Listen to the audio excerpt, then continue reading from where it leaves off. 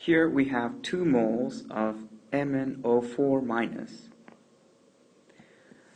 reacting with 10 moles of chloride ions and 16 moles of protons, or H+, to give 2 moles of Mn2+, 5 moles of chlorine, and 8 moles of water. Let us begin by rewriting the equation and also listing the unit oxidation numbers and the total oxidation numbers. One important thing to keep in mind before we begin is that coefficients do not affect the oxidation numbers whatsoever at all times. Hence, when dealing with oxidation numbers, or total oxidation numbers, or unit oxidation numbers, we can always ignore the coefficients and deal with the reactants and products that we're given. Now, I rewrote the equation and ignored the states because that will save space, and one can easily ignore the states when it comes to dealing with oxidation and reduction here. So, first we have to list down our unit oxidation numbers that we're given. So for manganese, or Mn, we have no idea, so we're going to leave that blank. For oxygen, since it's not in its natural state, it's going to have an oxidation number, unit oxidation number of -2. Chlorine is in its ionic form, and we know that when we have ions, the charge on the ions is going to be its oxidation number. So for unit oxidation number, we are going to have -1. And then similarly for hydrogen ion, or H+, or proton, we're going to have +1. Next we move on to Mn2+ and apply the same principle, so we are going to have unit oxidation number of +2. Now for next part, we have chlorine in its natural state, so it's Cl2, or diatomic state.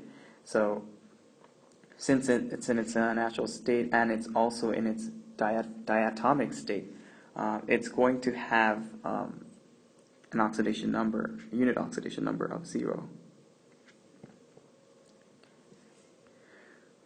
For water, we know that the unit oxidation numbers for hydrogen and oxygen are going to +1 and -2 respectively. So we don't really have to worry about the total oxidation numbers here because we already know the unit oxidation numbers, so we don't have to even go to our total oxidation numbers for water. Now we list down our total oxidation numbers. So for MnO4, our total oxidation number for oxygen is going to be -2 times 4 oxygen atoms, so we're going to have -8.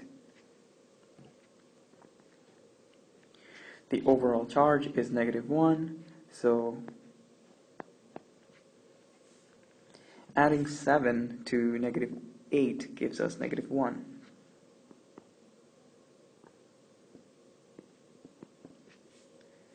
And now, since we know that there's only one Mn in MnO4, we're going to have the same unit oxidation number.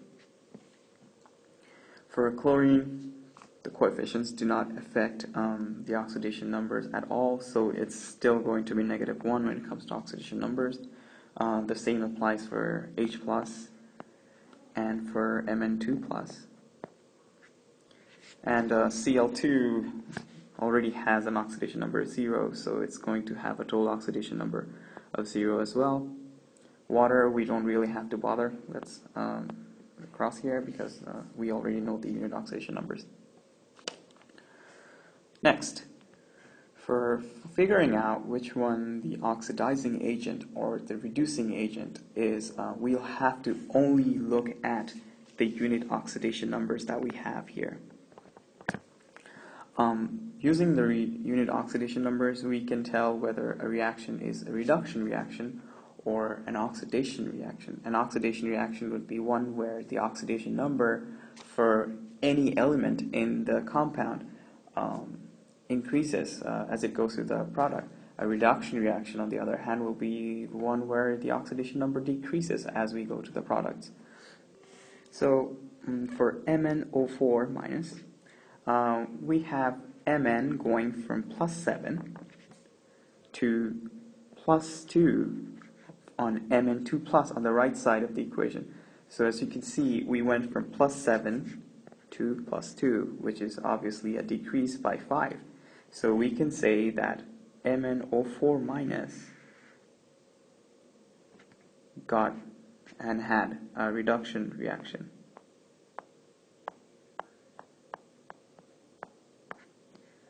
Similarly, we move on to the next part. We have chloride ions with both unit and total oxidation numbers being the same. Let's use a different color.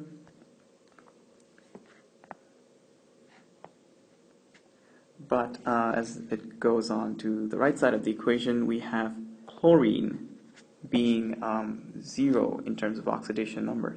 So from minus 1 to 0, we're definitely going forward, which is an increase in oxidation number. So we can say that the reaction is an oxidation reaction. And now, since we don't have to worry about water, because we have the unit oxidation numbers already, and we can look at hydrogen on both sides of the equation, we see that hydrogen remains unchanged throughout the reaction. So for 16H plus, we have an oxidation number plus 1, but then in water we also have plus 1, so it didn't change, so we don't have to worry about that. We only have the reduction reaction working for MnO4 with Mn and Cl minus and Cl2 with the chlorine. Now we know that oxidizing agents are the ones that have reduction reactions going on for them. So for reduction, we have oxidizing agents.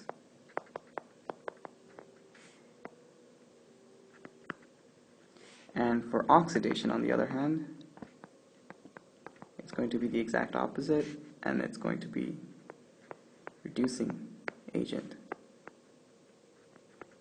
When it comes to dealing with the agent, we don't have to include only one element that's present in a compound as a whole, because the agent would basically mean the compound, the entire compound. So for oxidizing agent, we have to look into our reaction again. We can see that reduction reaction is happening for MnO4.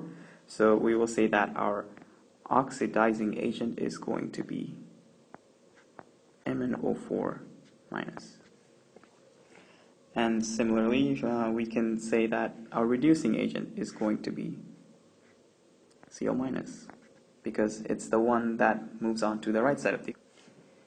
So we have Cl minus, which moves on to the right side of the equation, and it ends up with an oxidation number of 0, so we clearly know that it undergoes oxidation reaction, and hence it is the reducing agent.